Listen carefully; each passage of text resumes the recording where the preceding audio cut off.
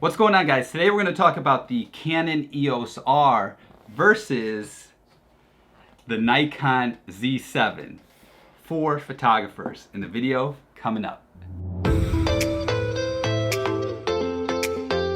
Alright guys, so I'm going to quickly go through all the specs and then I'm going to get into details about my opinion about certain features and functionalities for photographers. Alright, so I'm going to put Canon over here and I'm going to put Nikon over here. Starting out with price, the Canon is $2,300, the Nikon is $3,400. This is just for the camera body. Both are full frame mirrorless cameras. The Canon has 30 megapixels, the Nikon has 45.7 megapixels.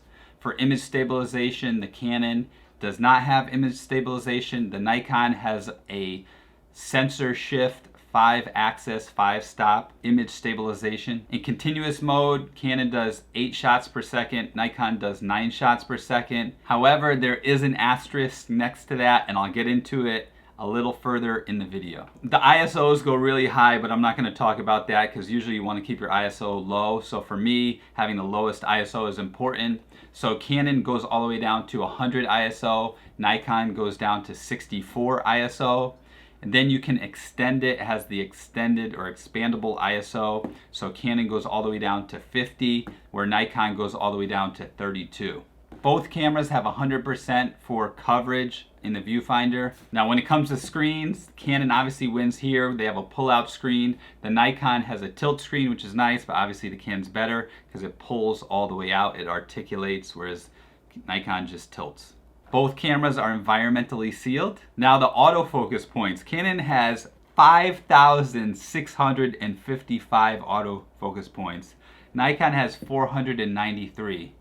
What odd numbers. But anyway, Canon obviously wins with 5,000 autofocus points plus. Now I will get into the specifics of autofocus shortly. Shutter speed is the same, so they both go from 30 seconds all the way to 1/8,000th of a second. Both have no built-in flash, which doesn't really matter. You're gonna wanna use off-camera flash anyway. You can see more of my videos about that right here. Now card slots, both only have one card slot. I know some people don't like that. For me, it's not that big of a deal. Nikon has XQD card slots, whereas Canon has SD, SDHC, and SDXC UHS2 card slots. Battery life is pretty much the same. Nikon goes for 330 shots. Canon goes a little longer, 370 shots. All right, guys, let's talk about the autofocus. I think Canon wins with the autofocus. It has throughout time because the dual pixel autofocus is amazing.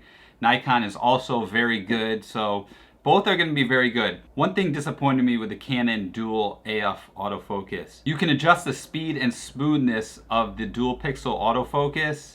However, you can't do it with face tracking. So to me, that's a real letdown because I'm a portrait photographer, so I need that tracking when I'm taking people's pictures. So if I can't really adjust the speed of that, it's kind of annoying without the face tracking. However, I could still put like the point on the person's face. It's not a huge deal. It just would have made my life a lot easier. And obviously the Canon 1DX, the super high end, is gonna be better because it has this.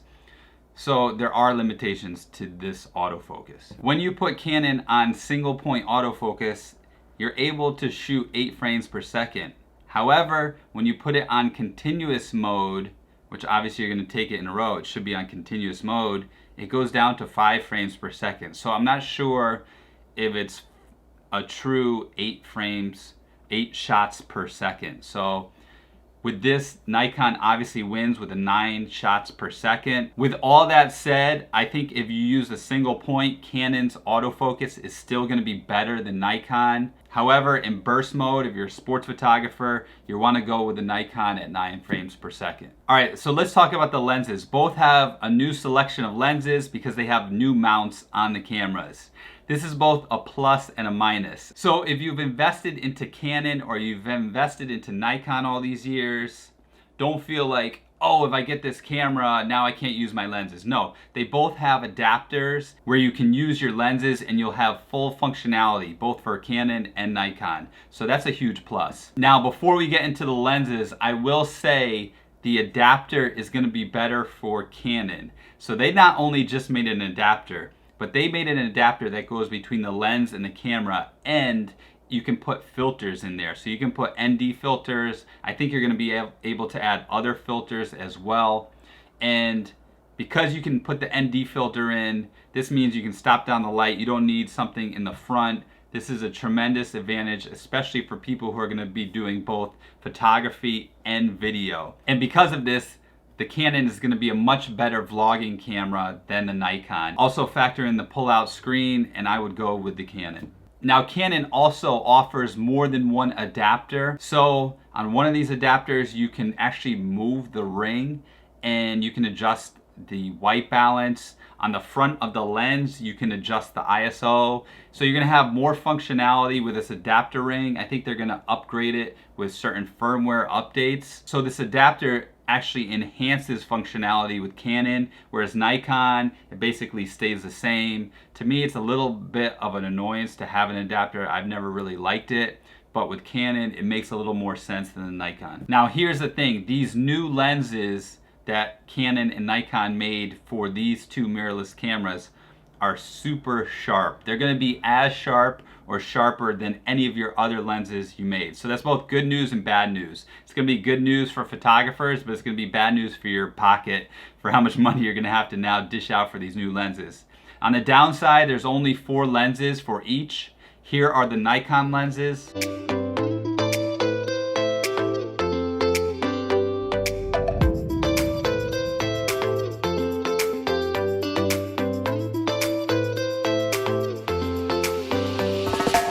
All right guys, you see the largest lens, the 58mm 0.95. That's gonna be great in low light. It's gonna be the sharpest lens. You also have the 24-70. This is the only zoom lens, so it's versatile. Then you have a 35mm 1.8 and a 50mm 1.8, which both are gonna be tack sharp. Here are the Canon lenses.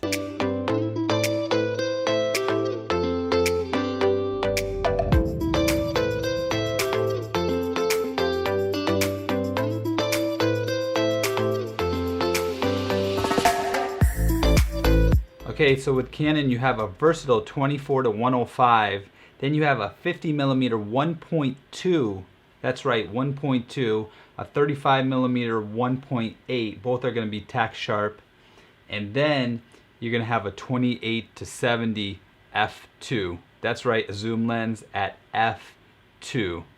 If I had to get one lens for each, I would get the Nikon 58mm 0.95.